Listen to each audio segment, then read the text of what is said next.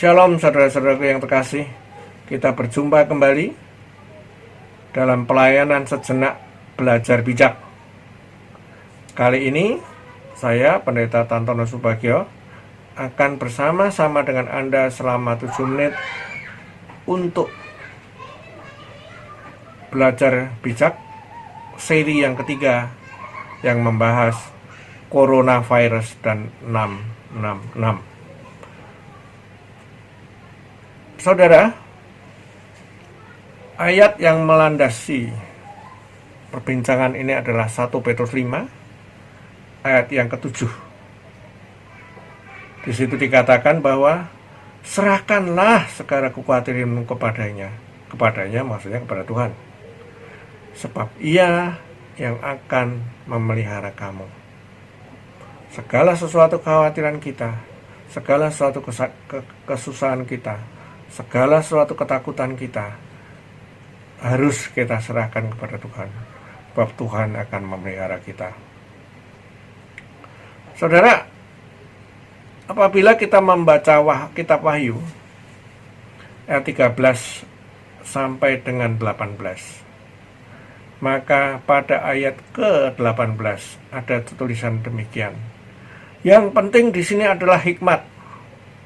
Barang siapa yang bijaksana, baiklah ia menghitung bilangan binatang itu, karena bilangan itu adalah bilangan seorang manusia, dan bilangannya adalah 666.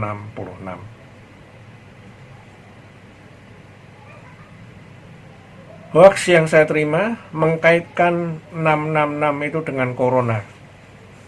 Karena demikian katanya, apabila C adalah huruf yang ketiga, kemudian O adalah huruf yang ke-15, maka 3 tambah 15 tambah 18 tambah 15 tambah 14 dan tambah 1 sama dengan 66. 6 huruf corona, C-O-R-O-N-A menjadi 666. Wah, ini udah mulai serem nih. Jadi dikatakan adanya konspirasi bahwa corona ini dilepaskan oleh kelompok 666 untuk menguasai dunia. Dan yang lebih serem lagi dikatakan bahwa ini ada di Alkitab loh. Kalau di Wahyu dikatakan bahwa itu adalah ramalan, dan ramalan itu pasti akan terjadi. Saudara, kalau kita membaca Alkitab, kita tidak boleh membaca demikian saja. Akan tetapi kita juga membaca tafsirnya. Kenyataannya dalam tafsiran Full Life, saya bacakan kepada saudara. Tafsir dari Full Life adalah demikian.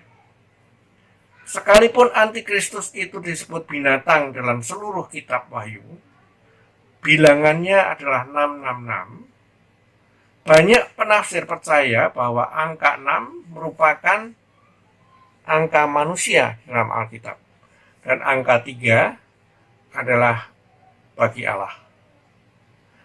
Oleh karena itu, 3 angka 6 yang berjajar itu barangkali melambangkan seorang manusia yang telah menjadikan dirinya sendiri Allah, seperti para kaisar Roma dan banyak orang lain sebelum dan sesudah mereka. Ia percaya bahwa ia adalah Allah. Penelitian selanjutnya yang ditulis oleh Dr. Matthew Halstead di dalam tulisannya The Lab mengatakan demikian. Kalau kita mendalami transliterasi dari 666 di dalam kitab Wahyu itu, 666 adalah sandi yang menunjuk kepada Kaisar Nero yang sangat kejam. Kaisar Nero pada waktu itu adalah kaisar yang sangat kejam, menganggap dirinya Allah dan mencantumkan dirinya pada mata uang Romawi. Ada gambarnya pada mata uang Romawi. Itu terkait dengan ayat 16 dan 17. Saudara, mengapa dalam kitab Wahyu, Yohanes dalam kitab Wahyu harus menulisnya dalam sandi, ya jelas saja pada waktu itu Yohanes menulisnya di dalam pengasingan. Lalu tulisan Yohanes itu dibawa kemana-mana untuk keselamatan dan agar tidak ditangkap, agar tidak dia dihukum lebih berat lagi, maka Caesar Nero atau Kaisar Nero yang di situ disebut sebagai kuasa gelap itu harus dituliskan dalam kata sandi 666. Jadi dalam konteksnya kata sandi 666 itu bukan yang akan datang, akan tetapi sudah terjadi. Dan Kaisar Nero itu adalah perwujudan dari sandi yang dituliskan Yohanes di dalam kitab Wahyu yang disebut dengan 666 ini. Saudara, daripada kita berpikir mengenai corona, daripada kita berpikir mengenai kekhawatiran kita bahwa dunia sudah akan berlalu, maka anjuran saya adalah seperti anjuran Petrus kepada kita.